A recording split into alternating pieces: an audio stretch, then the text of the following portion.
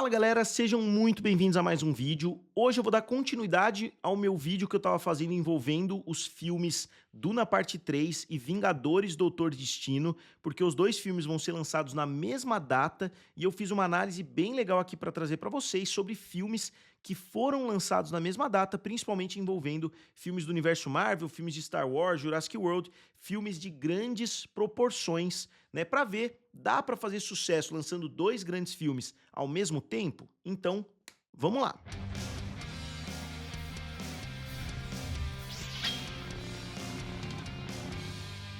Então, pessoal, eu sou o Felipe aqui do canal Triplo F, também lá do canal Guerra dos Streamings.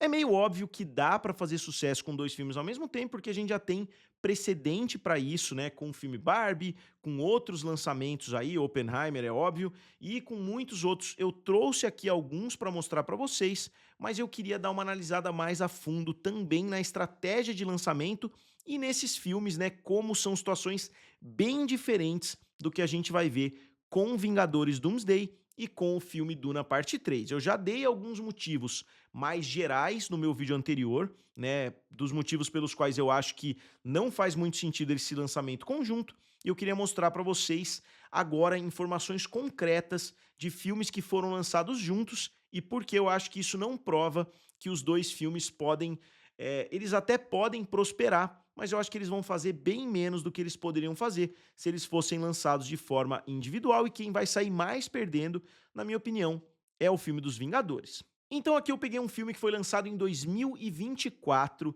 que foi o filme Sonic 3. O filme Sonic 3 teve uma abertura de 60 milhões de dólares e ele teve, com um lançamento em conjunto, né, digamos assim, no mesmo dia, o filme Mufasa, que abriu com 35 milhões. Eu me lembro porque eu abordo esses assuntos aqui no canal, muitas pessoas cantando vitória, né, que o filme Sonic 3 acabou com o resultado de Mufasa, que o filme acabou com a Disney, etc. Só que aí no final da corrida, a gente tinha Sonic 3 com 492, um resultado fenomenal para o filme, mas Mufasa com 722 milhões de dólares. Obviamente que a franquia do Sonic ia em ascendência e o filme do Mufasa uma queda considerável, aí, trazendo menos da metade do que o Rei Leão fez. Mas, de qualquer forma, dois filmes bem-sucedidos lançados no mesmo final de semana. Depois, o exemplo clássico aí, né, que é Barbenheimer, Barbie e Oppenheimer. Barbie abriu com 162 milhões e fez 1,4 bilhão de dólares, enquanto Oppenheimer abriu com metade disso, 82 milhões, e fez 975 milhões, um resultado fenomenal para os dois filmes. Mais uma vez, dois filmes muito bem-sucedidos, só que a gente tem que lembrar que o Duna Parte 2, ele já fez um resultado muito bom, né, já passou dos 700 milhões de dólares, enquanto o último filme dos Vingadores bateu quase 3 bilhões de dólares. Novamente, você pode falar, é óbvio que esse filme não vai fazer o que Vingadores Ultimato fez, não discordo, o momentum, né, dos filmes é totalmente diferente. Eu acho que esse filme não vai ter aquele mesmo hype, mas não dá pra gente esquecer que Deadpool e Wolverine acabou de bater facilmente a marca de 1 bilhão de dólares, então o potencial existe sim. O filme do Homem-Aranha também veio depois, né, de Vingadores Ultimato e fez praticamente 2 bilhões de dólares sem o território chinês. Então acho que as pessoas estão subestimando também um pouquinho o potencial desse novo filme. Eu acredito que o potencial para 2 bilhões de dólares existe sim, né? Eu acho que é possível que o filme ultrapasse essa marca dos 2 bilhões, principalmente se ele não estrear junto com outro grande filme. E agora eu pergunto para vocês, né, para vocês me responderem aí já nos próximos segundos, qual filme abriu na frente de Interestelar, um filme que muitas pessoas por aí consideram o melhor filme de todos os tempos? Eu já vi muitas pessoas falando que está entre os 5 melhores filmes de todos os tempos, mas ele não abriu na primeira posição. Eu queria que vocês me respondessem qual é o filme que abriu na frente de Interestelar, e eu duvido que muitas pessoas vão saber essa resposta de cabeça. E o filme que estreou na frente de Interestelar é justamente o filme Big Hero 6 da Disney, que abriu com 56 milhões contra 47 milhões de Interestelar, e o resultado final dos filmes foi basicamente o mesmo, 672 contra 681. É uma das franquias que eu acho que a Disney poderia dar continuidade, né? Eu acho que tem muita história para ser contada ainda nesse mundo de Big Hero 6, mas não sei por que eles não fizeram isso ainda.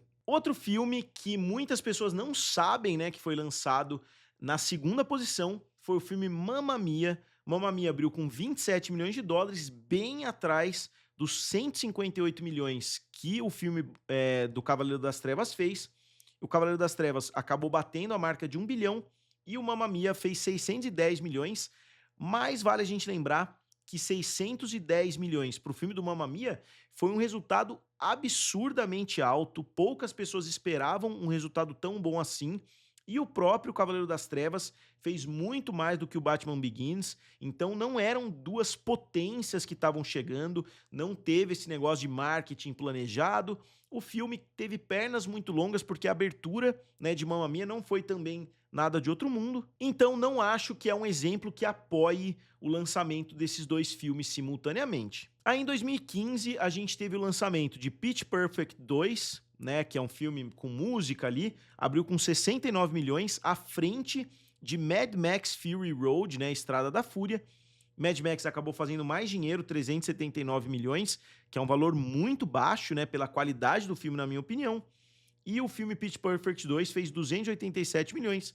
Então o filme que teve a estreia inferior, que abriu na segunda posição, acabou trazendo mais dinheiro.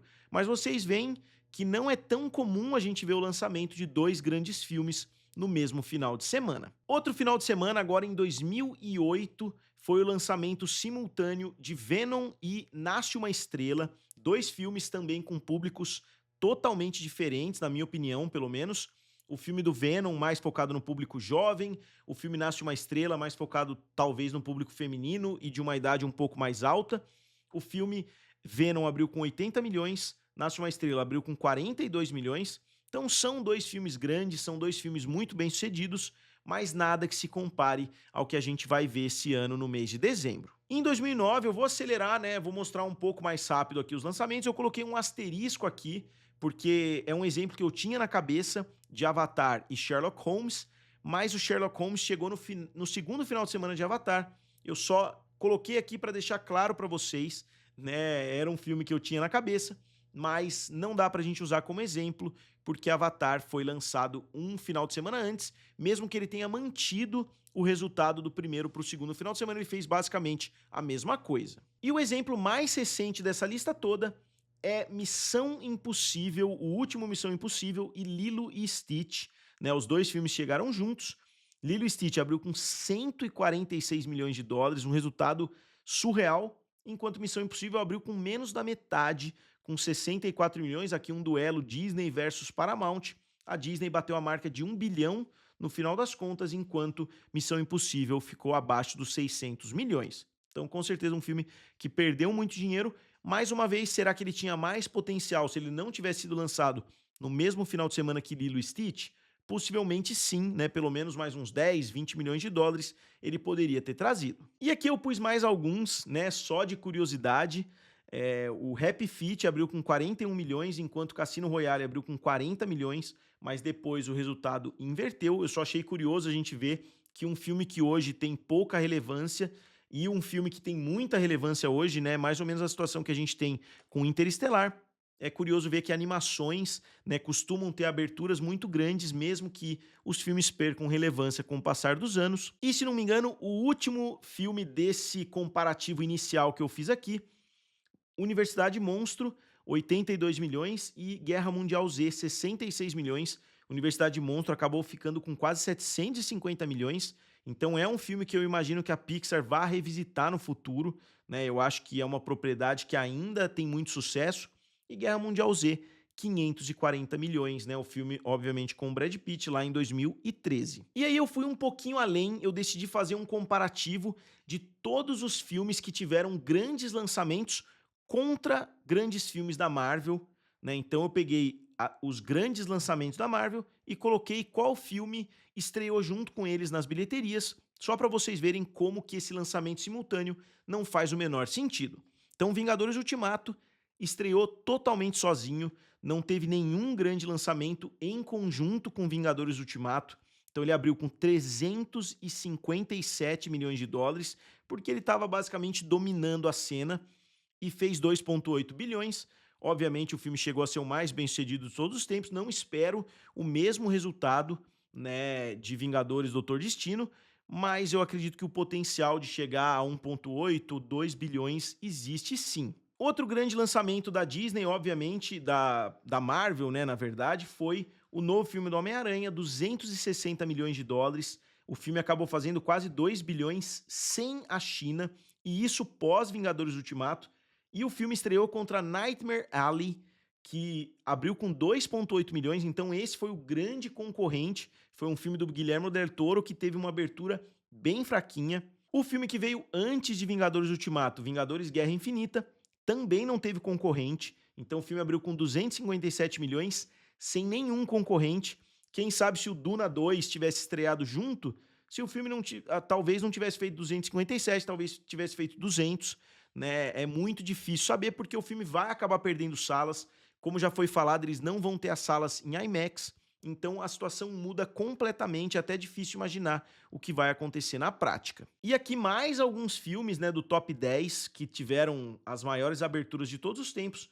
O Despertar da Força abriu com 247, o seu maior concorrente foi Alvin e os Esquilos, que se não me engano é Alvin e os Esquilos 3, lá em 2015. Depois Os Últimos Jedi, que abriu com 220 milhões, estreou junto com Toro Ferdinando, que abriu com somente 13 milhões, então acho que o Toro Ferdinando foi bem prejudicado por esse lançamento simultâneo, porque mesmo que os públicos sejam diferentes, se o pai vai assistir Star Wars, ele não vai levar o filho para assistir o filme do Toro Ferdinando, então a estreia foi bem pequena. E o Deadpool e Wolverine, né, que é o exemplo mais recente de um grande sucesso, né, da Marvel, abriu com 211 milhões de dólares e acabou tendo como concorrente um filme que abriu com 1 milhão de dólares.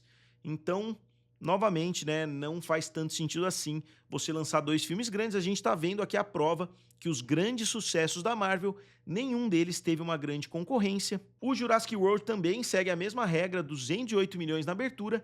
Abriram caminho para o Jurassic World fazer o que ele quisesse, porque não tinha nenhum concorrente. A mesma coisa para o primeiro Vingadores, lá de 2012, o filme fez 207 milhões de dólares. E o Pantera Negra, 202 milhões. E o maior concorrente foi o filme Early Man, que abriu com 3,1 milhões. Então, não é um concorrente de peso também. E eu fui até além do top 10, colocando Vingadores A Era de Ultron, que também não teve concorrente nenhum. Vou colocar aqui os números para vocês verem, 191 milhões.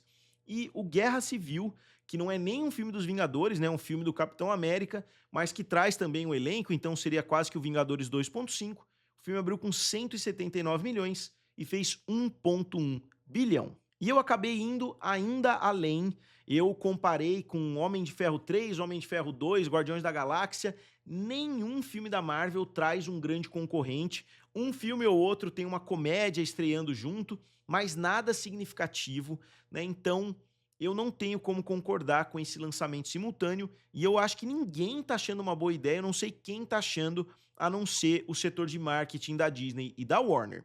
Então, novamente, eu espero que vocês tenham gostado dos números, foi bem trabalhoso para conseguir todos esses filmes, eu tive que entrar semana após semana ali para ver os finais de semana que tiveram grandes lançamentos, para fazer aqui o vídeo para vocês.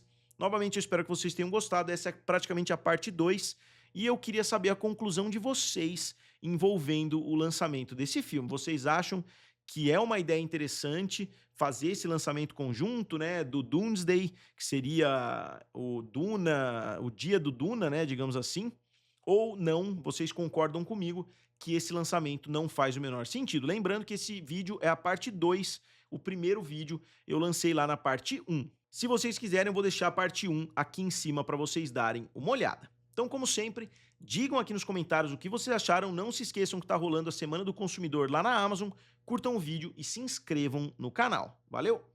E nos vemos em breve.